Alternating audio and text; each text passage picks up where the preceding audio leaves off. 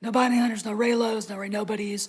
We are here to do Star Wars, for the love of Star Wars, and to talk other pop culture franchises like Ghostbusters and Star Trek at times, and other phenomenon like that, like Lord of the Rings.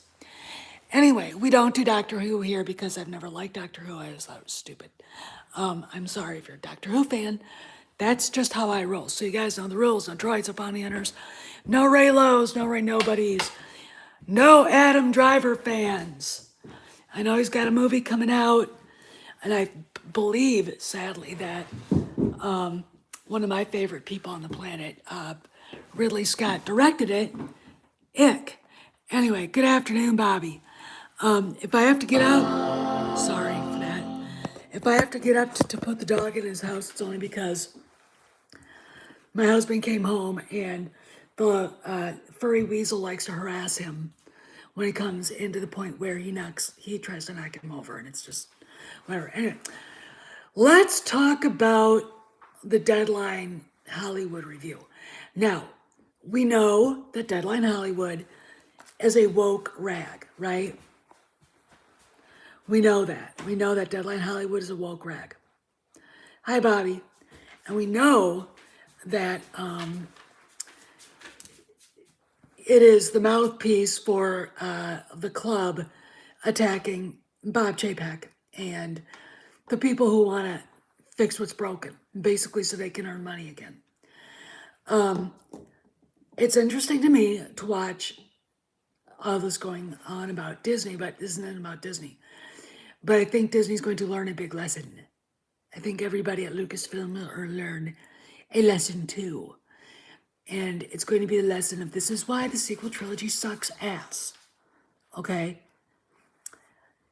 Ivan Reitman was the director of Ghostbusters 1 and 2. He and Dan Aykroyd got together. Dan Aykroyd wrote the first script.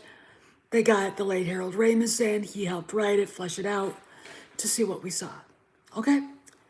They brought the eccentric but wonderful, crazy Bill Murray in to play basically the star of the show, Peter Venkman, and Sigourney Weaver and everything else. What they came up with was a joyous, semi-comedic, semi-horror story, but a romp nonetheless. And while they were filming, excuse me, I gotta do this. While they were filming, there was a little boy on the set watching the movie being made. That was Jason Reitman. Fast forward to 2015 or 2016. Ghostbusters with the all-girl cast shows up and it absolutely bombs. No one wants it. It's disgusting. It's a terrible movie. It's terrible. And it epically fails. And the fans get blamed. We're all misogynists. You know, this bullshit. And was it Leslie Jones and the rest of them were very angry about the fact that nobody wanted female Ghostbusters. The movie was bad. Okay, it wasn't the fact that it was an all-female cast. I mean, Steel Magnolias has an all-female cast almost. People seem to like that. They didn't like female Ghostbusters because it was a shitty movie. And there's too much woke shit in it. Okay? And, you know, Paul Feig is still trying to get some sort of, I don't know, trying to get some sort of retribution because that movie failed. Now, Ivan Reitman was an executive producer for that. Now we know what's wrong. Fine, yeah, for watching. What's wrong with that? I don't care if no one watches Planet. I really don't care. I'm not here. I've always said this. I'm not here to earn money. I'm not here to, contend with Gary Beekler for the most subscribers. I don't give a shit. Okay? I want to get the word out there. That's all. So You worried about this and that. Don't even bring it up while we're talking, okay? Because now I'm off on a different subject. So anyway, Ghostbusters 2016 fails, and Ivan Reitman is basically like, hi, Duckula. Okay, what are we going to do? Jason wants to do a proper sequel, and he wants to do it the right way. So he comes up with the concept, and Jason, of course, is his son. He also wants to do it to honor his father and to honor the late Harold Ramis. And, Dan Aykroyd couldn't keep his mouth shut. Ghostbusters 2016 was atrocious. And he knew it. He was even in it, and he hated it, okay? Paul Feig is a left-wing, male feminazi jackass, okay? And he took a perfectly good franchise and shit all over it with his politics. So the original people who were part of it, all except for Harold Ramis, got together and put this thing together. And they came up with a solution to how to perpetuate the legacy and to perpetuate the franchise. And it wasn't difficult. It's a soft handoff. The proton backpack goes from the guys to this gang of kids. That's okay, as long as what was in the past is magnified, learned from, appreciated, and honored. And that, from what that Deadline Hollywood article said, well, guess what? It was. Now, Grace Randolph will have a shit fit. And she did have a shit fit. I don't want to see this. We didn't need this movie. La, la, la. And she was kind of bitching about it. But she couldn't help but like it. I mean, watching her, well, she's an idiot anyway. Totally annoying. And she had to admit it was good. So what they did was Jason had a vision of a little girl looking at picking up her proton pack, and a teenage boy tearing around a cornfield in Ecto 1, or Ecto 1A.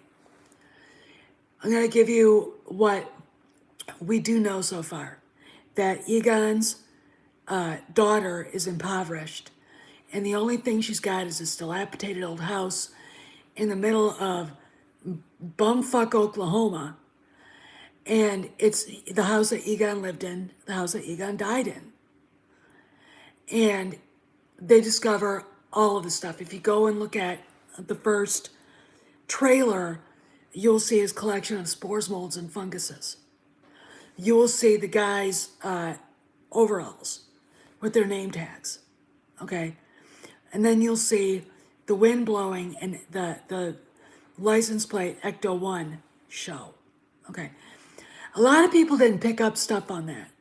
They also didn't pick up on the fact that the girl playing the little girl is Egon's twin. And the fact that her brother is his twin too. Okay, it was obvious they were his grandkids, okay? And the second trailer and then during the first trailer, you don't hear Ray speaking. This is Peter Venkman, who's saying, call it karma, call it luck, but I believe everything happens for a reason. Do you remember that? That's from Ghostbusters 1. Okay? You get, in the second trailer, you get a little girl, her name is Phoebe. She brings this ghost trap to show and tell to her teacher. And he's like, oh my gosh, this must blah, blah, blah. I've never seen, this is a really great replica. I've never, blah, blah, blah. And she's like, what is it? And when he opens it, something tries to come out and he shuts it again. He's like, the kids don't realize who their grandfather was, okay? No one realizes what's going on there either. When you're watching the first trailer, you see the Shandor mine. Ivo Shandor was the builder of the building Dana lived in that became the Gozer Gozerian transit facility. Okay? So there's a mine. What's in the mine? Well, you see the part where everything starts leaving and you see something coming up out of the pit. Is it Gozer? What is it? You see what looks like Slimer. There's another ghost from what we've heard called Muncher. And then, of course, in the second trailer, we've got little tiny Stay Puft Marshmallow Men running around and, what's his face? The actor playing the teacher, he's a great actor, he's memorable, but he's not memorable enough to me for me to remember his name.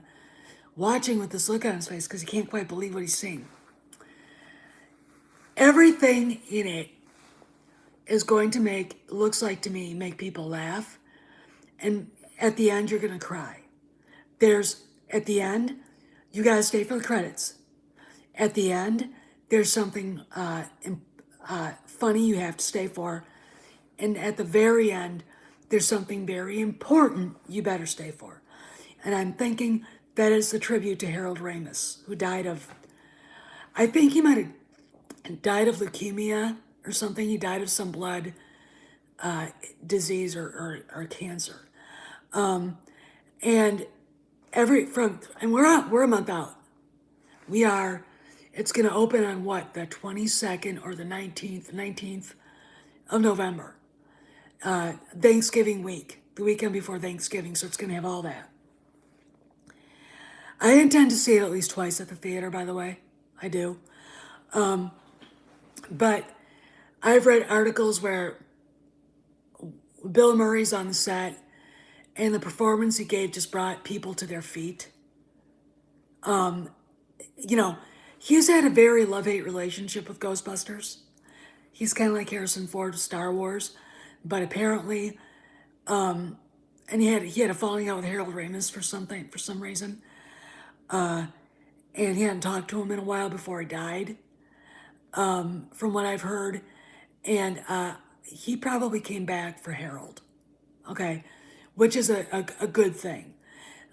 Bill is a very eccentric guy, okay. He's very interesting. He's an interesting guy.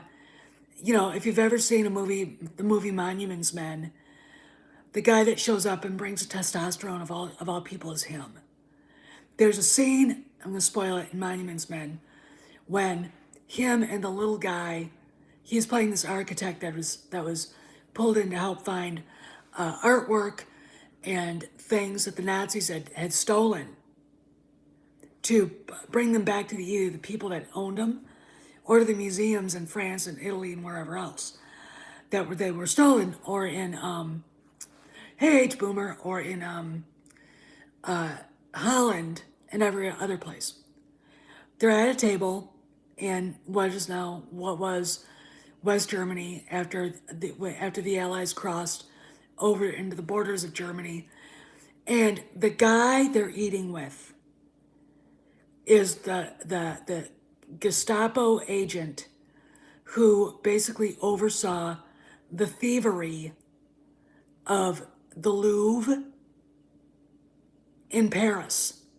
There's a scene where he's walking with Goering, walking around the museum, and Goering was a huge art collector too. Well, he's an art thief, and it was really, really interesting for me as a history major, and very much knowledgeable about that history in particular. The European theater when the Germans had invaded. Very interesting to me. So this guy had escaped to Germany with a bunch of artwork. And he doesn't realize the two Americans recognize a lot of it as being stuff they've been looking for.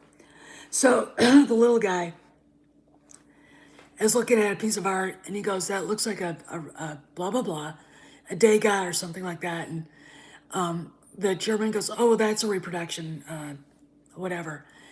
And the little American dude goes, Well, that's funny because it says Rothschild, property of the Rothschilds on the back.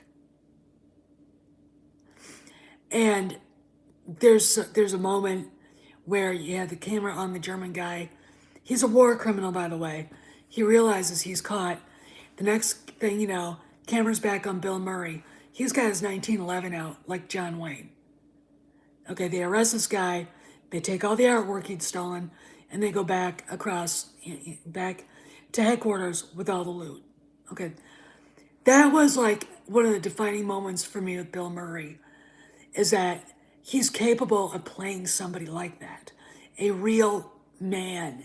Okay, and I gotta say this: watching that movie, I didn't believe Matt Damon, and I did not believe George Clooney. I just didn't. There's something missing in their DNA. Bill Murray, there wasn't, and it was, that scene is like, holy shit. And I guess in this Afterlife, he does a magnificent job. And I know that Aykroyd and Ernie Hudson brought their A game too. This is going to be a hell of a movie. And why am I making this video? First off, you gotta go look at the Deadline Hollywood review and rate it. The fact that they're saying that it's not woke, it doesn't have an all-female cast or anything like that, and the little girl who plays Phoebe is a delight. Okay, but it's not female-centric dumpster fucking fire. Okay, that is great. See, what they're saying is that the little girl, she's like the person this all revolves around, but it's not because she's a girl. That's the last thing. And what it is it's a bonding moment between herself and the grandfather she never knew. Okay, and this is gonna make me cry. I know it, because I have loved Harold Ramis since that Saturday Night Live, where they did a skit where they were playing concert promoters, and what's her face, Gilda Radner played kind of a mock-up of Patti Smith, the punk rocker Patti Smith, and she's completely trashed. I mean, she can't even stand up. Bill Murray's playing her like manager, and he's trying to get her up, and the camera pans. He's got her, and Bill Murray's got her by the front, and this floppy-haired guy with this long, short, curly mop of hair. It's Harold Ramis. When I saw that again, I didn't realize who it was when I was a kid. I realize now. That's how long Harold Ramis, has been in the culture. Okay, since SCTV and the original Saturday Night Live. By the way, that episode's fantastic. But again, the original cast, once Chevy Chase was gone and they added Bill Murray, was awesome beyond, you can't repeat that. They were magnificent, and they still are. They still are. But what I want to do is I want to explain why this is going to work. Again, it does not. Oh yeah, it's true. It's true. They weren't my grandparents either. Planet Musk, they're more like my brothers and sisters. I'm the youngest of 9. I was born in 68, so that makes me hardcore early Generation X. Everybody else in my family, except for my oldest brother, is a boomer. Okay. My brother Bill was what they call the traditional generation. And Harrison Ford is part of that generation too. But you're going to see respect. You're going to see the original characters, the heroes, respected. They come back to help. They come back because it's their friend who's no longer with them. It's him, his family. They need help. This little town needs help. And it's basically their old nemesis from New York, the Shandor character. And this is the way you do it. This is the way you do it. It remembers the past, it protects those memories, it uplifts the heroes, and they bequeath their legacy to a group of younger people of a different generation to carry it forward. And not to ignore what they did, not to denigrate what they did, but to run with that honor they were bestowed and to make it even bigger. That's what legacy is. Now, they have not done that with Star Trek. I'm not going to get into it. That is the realm of Doomcock and others. But they did not do it with Star Wars, and they had every opportunity to do it. When you think about the opportunity they had to do a soft handoff, and they had the EU, they had the Solo twins, they had Anakin Solo. You would have had, and Mara Jade, and other Jedi that showed up, young Jedi that Luke trained, other, young pilots. You had a chance for a soft handoff. I often imagine in the middle of like the last episode 10 or 9, where Han and none of them have to die. There's no reason for it. There's no fucking reason to kill these people off. No reason to denigrate them, cut them off at their knees, or deconstruct their heroism and their characters. Only if you have a political purpose, self-loathing, psychological purpose, hate your parents, or all of that, all of the above. Han giving the Falcon to a son, him and Leia's son. That would have been touching. Giving his blaster to the kid. Luke bequeathing the Skywalker lightsaber, Anakin's original one, be it found like Excalibur. Oh yeah, you're right. To Jaina Solo, Jason Solo. Does Jason Solo necessarily have to fall to the dark side? What would this show be about? With no return of an old nemesis, because that's too easy. Okay. When we see Shandor on that sign, it doesn't mean Shandor himself returned, but what he left behind is still there. Okay. When you look at the EU, it is not that the Emperor ever came back. He can't, he's dead. And when Sith died, they die. They croak. They're dead. Which is why they behave the way they do in life, because they don't believe that they have an afterlife, and they don't. They just, their darkness, because they are the lack of balance in the Force. Okay. So you don't need Palpatine returning. What you should have is, if you're going to have something of the Empire, Grand Admiral Thrawn's the perfect foil, the perfect bad guy. You need something else beyond that. You need a dark side Force wielder. Does he have to be a Sith Lord? No. Okay. Now, we know from what we've heard that George wanted Darth Maul to be the new big scary dude with Darth Talon as his apprentice. Okay, fine. I don't agree with that. I want... Maul is dead, and he can stay dead. Okay, that, you only die twice. You know what I'm saying? He just needs to be dead. It would have been a lot better if they had sat down and thought, if they weren't going to use George's treatments or intertwined what he wanted to do was something that resembled the EU, and then original stuff. But they didn't do it.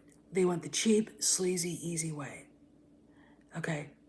Because they didn't know what they had. And, Bob Iger himself said, there's too much lore in this. Translated, I don't know what the fuck I'm watching. It is beyond my comprehension that he would say something that stupid, but he did. And what do we got? Now you've got, let me go into this a little bit because very interesting to me. So,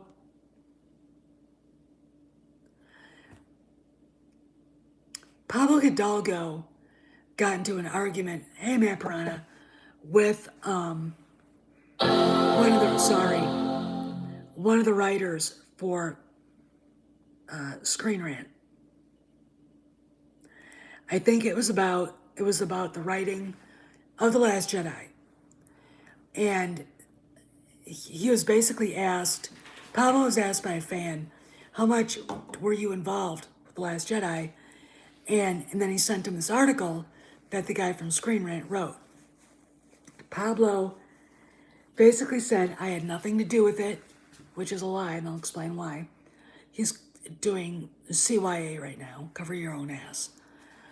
I didn't have anything to do with writing that, la la la. Kind of makes you wonder why he's now denying he had anything to do with it. And I'm going to do a video about this and upload because it's extremely interesting to me. If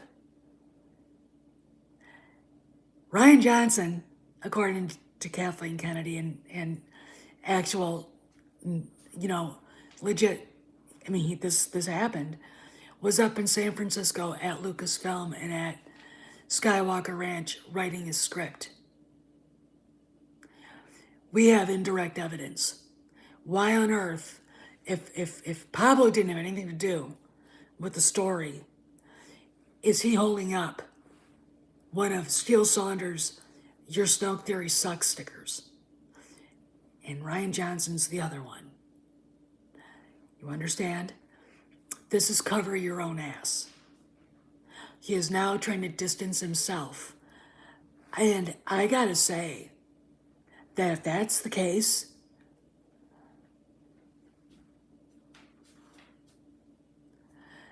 and if that's the case, then the sequel trilogy is probably on its way out the door. Okay? Because he's running away from it as quickly as possible. And I gotta say, Ryan Johnson went up there. Okay, I gotta put the dog away. 1 second, I'll be back. House. Go to your house. Go, Jack. House. Go on, buddy. Go on. Good boy.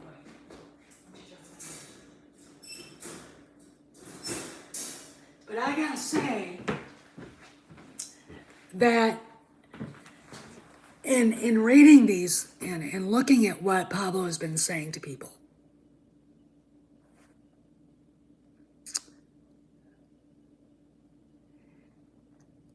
that he's trying to deny having anything to do with TLJ and Solo, though he lists them as two of his favorite Star Wars movies.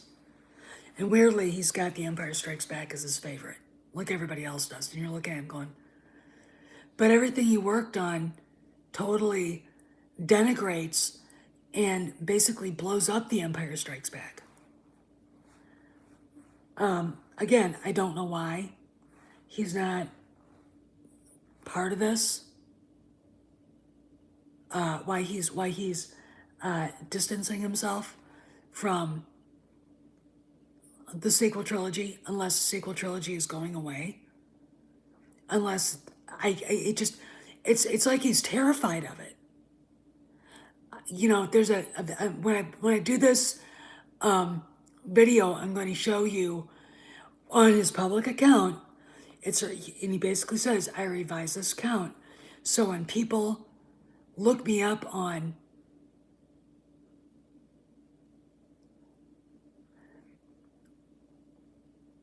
when people look him up on Google, they won't get anything. They won't get all the angry stuff. And he also doesn't want to be blamed for things he didn't have anything to do with. I'm not going to go through it again, but you guys understand. What was Rian Johnson doing up in San Francisco at Lucasfilm if he wasn't drinking coffee every day with Pablo and talking about his script, which was basically a Tumblr fan fiction? All right.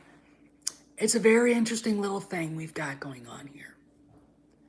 But it goes into the fact that they did the exact opposite wrong thing. Whereas the Reitmans did the right thing. They did everything. And I know we're going to love this movie. I know it. And I think it's going to be a lesson because I think Ghostbusters Afterlife is probably going to be the biggest box office of the year. Okay? I think people are just going to go because they just want to go and have fun at a movie. People are going to take their kids, they're going to take their grandkids, and they're just going to have a blast. Okay? It's just going to be one of those things that you guys are just going to walk away from going, this is good shit. Regardless of what Grace Randolph said with her preconceived, I didn't think we needed this movie. Why is this even being made? Go and watch a review. It's like, why did you go if you didn't want to see it? Top Gun Maverick isn't going to come out till next year, till next summer. So they're not, this Ghostbusters 3 will take this year's box office, I think. Afterlife. Because they did it the right way. Well, they don't have to do it. All you gotta do is see what they did to Star Wars. It's really sad. But, and I know we're gonna be, I myself am gonna be a lot more angrier. Oh, you know what? I basically went off on her on a comment. She's literally ridiculous, okay? She's very, if you tell her that you knew something that she was going to break, she'll block you on Twitter. If you said, I heard the same story from somebody else, yeah, I think Ghostbusters is going to be bigger than Dune because Ghostbusters is it's a franchise that speaks to a lot more people. She's a virtue signaler. I don't know if she's woke or not, but she's a virtue signaler. And she's I'm gonna say she's a bitch. She is a dwarf-sized little bitch.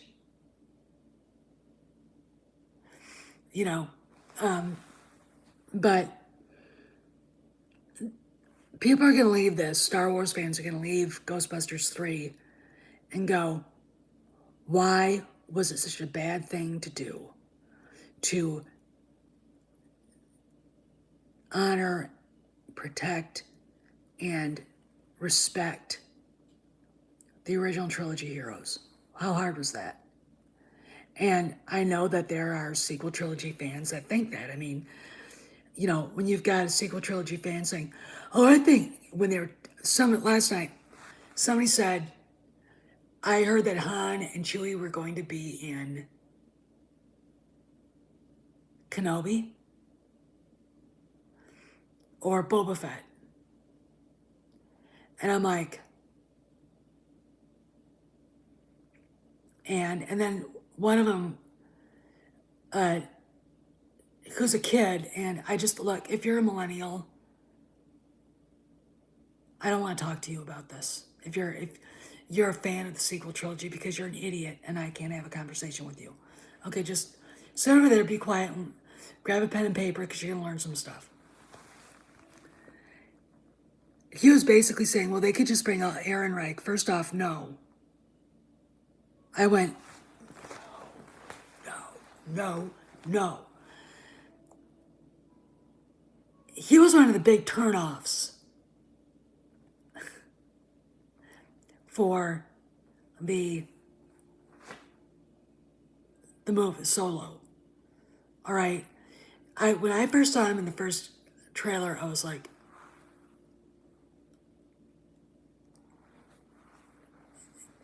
you know, who hired this person who obviously suffers from low T to play that role? Yeah, age boomer. It's because they're I'm gonna say this, fucking retards who like him. I think they actually feel sorry for the little weasel. Okay, I think they do. Hence why they want him back. And it's like, you know, no. But what they're probably going to do, and this goes on with the theory I've got because a certain actor disappeared for close to 3 months in England and no one knew where he wasn't saying about what he was doing. And the only thing I could think of, Disney Lucasfilm is very concerned about protecting that information. And if Jon Favreau wants it to be a surprise like Luke was, that guy's gonna have to sign an NDA, and I think he did. Okay? I think he did. Let's put it this way, if you go to Shamook's YouTube channel, he did a basically a CGI deepfake of Anthony Ingruber with Harrison Ford, and you can't tell the difference. It is scary. So I think what we're gonna do is we're gonna get a deepfake Han Solo. Why not? Just like we got Luke. And you know, I don't know what he's gonna be doing. I don't know what the big deal is with Boba Fett. You know, as long as what they do to use it is to cut the legs out of the sequel trilogy like they did with Luke. Again, what happened when Luke showed up? He took Grogu as his first Padawan. That replaces the bat crow, largemouth bass, icky guy, okay? Rat-faced Adam Driver, okay? And talk about low T. Yeah, and I think not only he's working on that, I think he's probably working on ND5. And they're gonna need all the help they can get with Harrison, you know, being Harrison and going, I can do that stunt. Well, you're 79 years old, okay. See, now you got hurt. See? Mr. Machismo. You know, I mean, but that's what guys do. They do things like that. But anyway, I'm really looking forward to seeing Boba Fett because I think at the end of that, we're going to get, you know, Duckula, I liked Crystal Skull.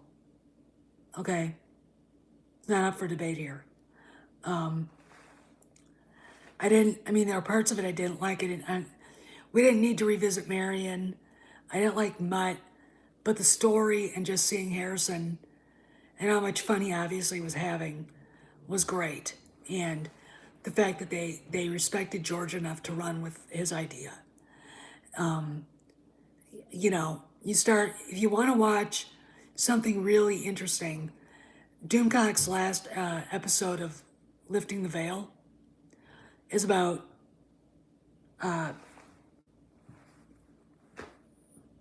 Area 51. Roswell, go watch it. Go watch it. I, you know, let's put it this way: there's physical proof in the rock something crashed into that place.